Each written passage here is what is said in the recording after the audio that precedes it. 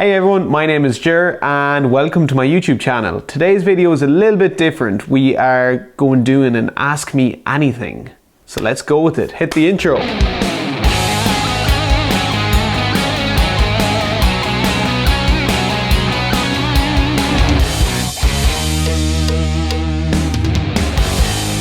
So earlier this week I put up on my Instagram stories, that little box where you can ask questions.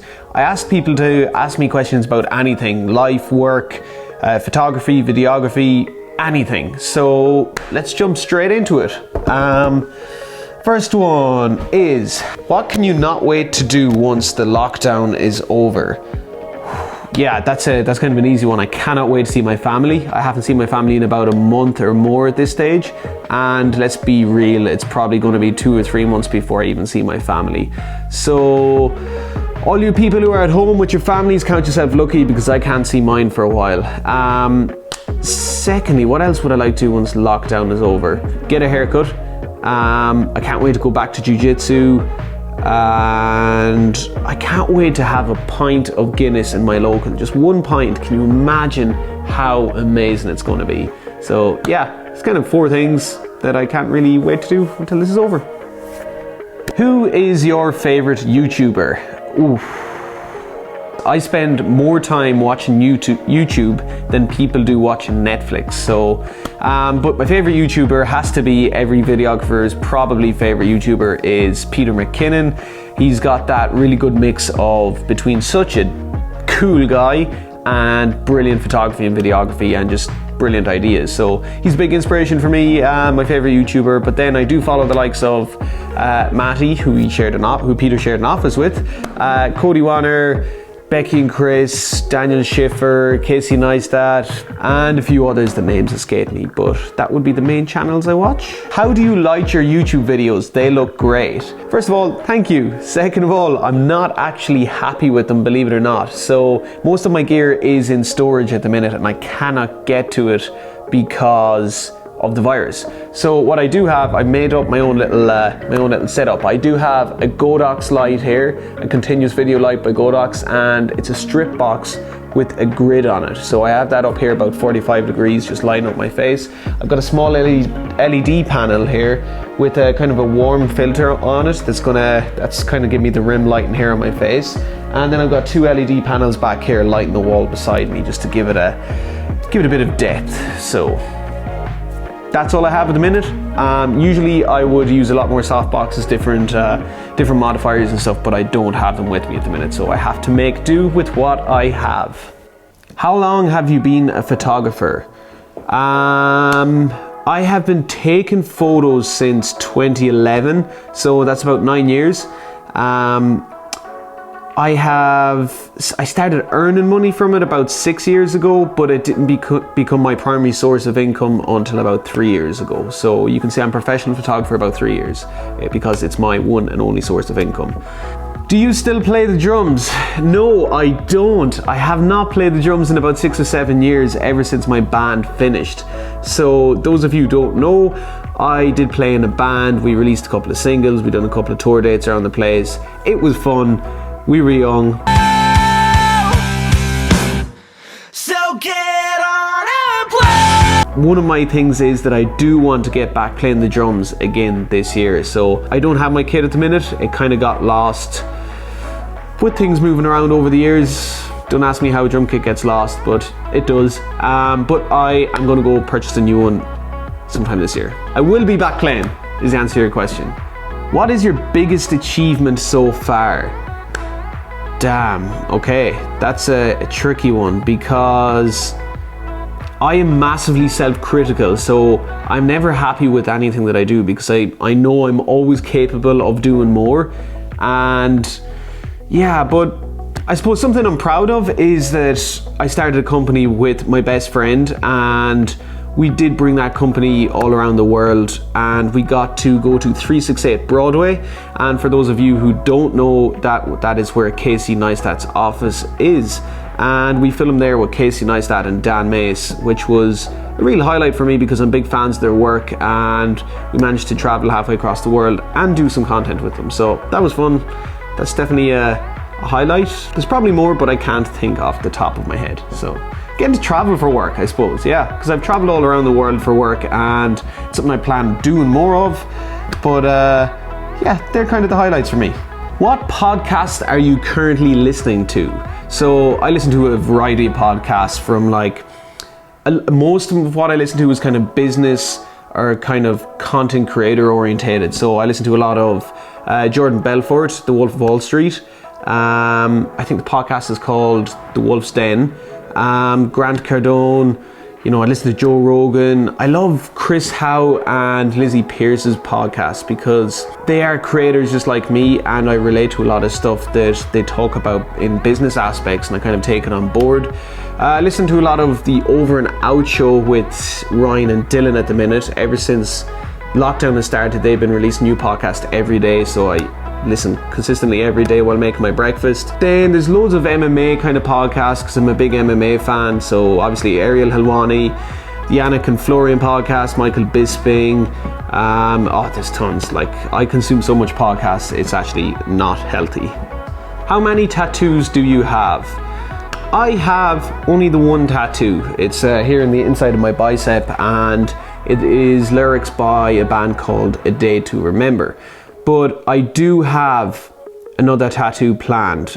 It is a full sleeve on my arm, but it has a theme to it. I don't want to say anything, but I'm looking for the right person to design it and draw it out for me. I'm not getting it till it's perfect. So it's something that's been in the back of my head for a couple of years now, but I think maybe the last quarter of this year I might actually make a move on it, but it's gonna be so cool. Would you recommend a 60mm prime for portraits and general use? Sure, why not? I've never used a 60mm. I have used an 85mm and a 50mm, both for portraits and general use, I suppose. For portraits, absolutely fantastic lenses. The depth of field, you'll either have probably 1.8 or 1.4. Just the depth of field mixed with the compression, probably at 60mm, it's a little bit more on the telephoto side, will give you great portraits. Great in low light too, but I say go for it. It'd be pin sharp and just shoot. Go for it. Do you think you need a degree to succeed in the photo video industry? Absolutely not. About 90% of photographers, videographers, etc. that I know do not have a degree. I don't have a degree. I do think your work speaks a lot more than a piece of paper does. So if you just learn your craft, grind at it, develop a really, really solid portfolio or show reel if you're into video, and that will speak so much more than a piece of paper you get from a college course. Now, there is probably people who would disagree with me, but that is my opinion, and that has worked for me so far, and not once has anybody asked me, do you have a degree in photography or videography? No, I don't. Will I get one? Not a fucking chance. Sorry, I didn't mean to curse there. But no, absolutely not. How do you come up with video ideas? I do struggle. This is a part I do struggle for my own personal stuff.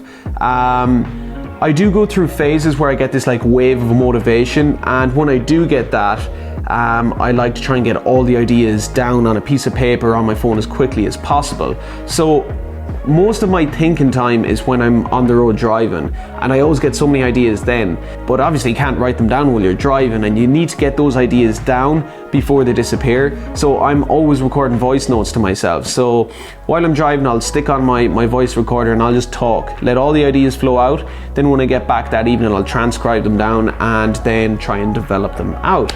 It's just a way that works for me. I also, if I'm really stuck, I just go on YouTube, I look for inspiration off others. I don't try and copy others, I try and take elements and see how I can put my own spin on things.